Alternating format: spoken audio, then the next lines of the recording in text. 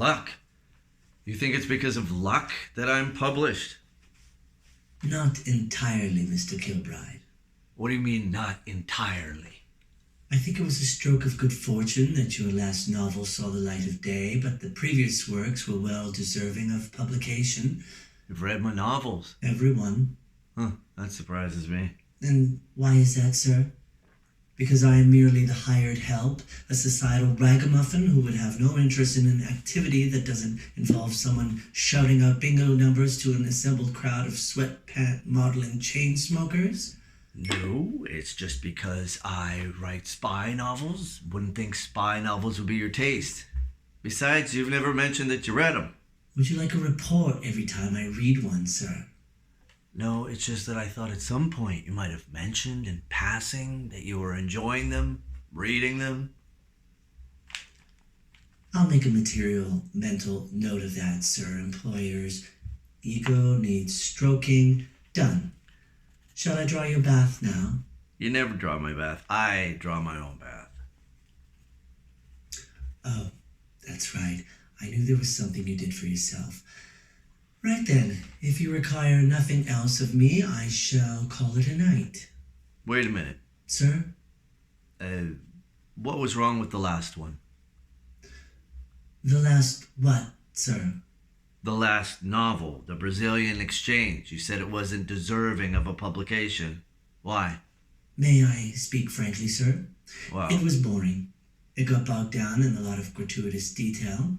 I wouldn't even go as far to say as you might seem to have lost your ability to make the reader want to turn the page, to set them on tender hooks, waiting to find out what happens next.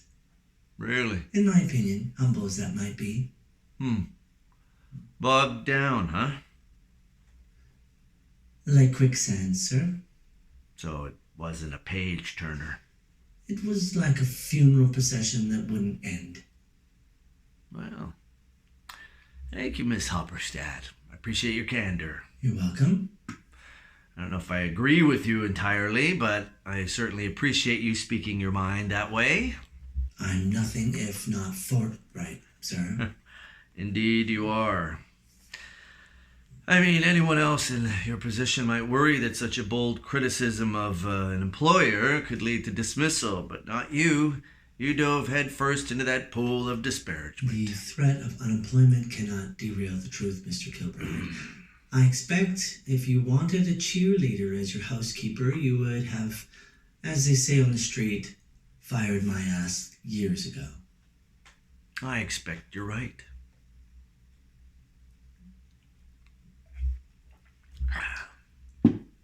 Can I be off now, sir? Why, you have plans this evening?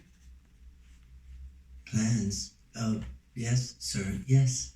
After seeing to your every need from sunup to sundown, I often have enough energy left over to crawl out to my car and make my way home, where I will more than likely collapse on the front stoop of my hovel, unable to muster enough strength to insert the weighty key into the door lock. Miss Hopperstad, excuse me for prying, but is there something wrong? Why? Do I seem different today than any other day? No, actually you don't. You seem more pleasant than most days. I try, sir. Miss Hopperstad, I was kidding.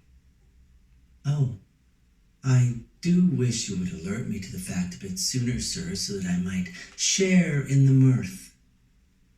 Seriously, you seem to have something bothering you.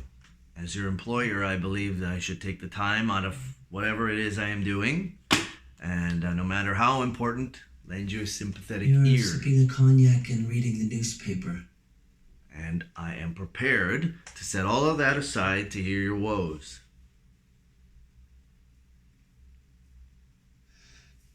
Mr. Kilbride, I don't have any woes. What I have are the everyday worries of an average middle-aged human being. How is my health holding up? Why do I feel so alone? Why do men spit on the sidewalk where decent women have to walk? Can public urination be far behind? Most days I can work through these concerns. Some days the exasperating habits of others make it more difficult.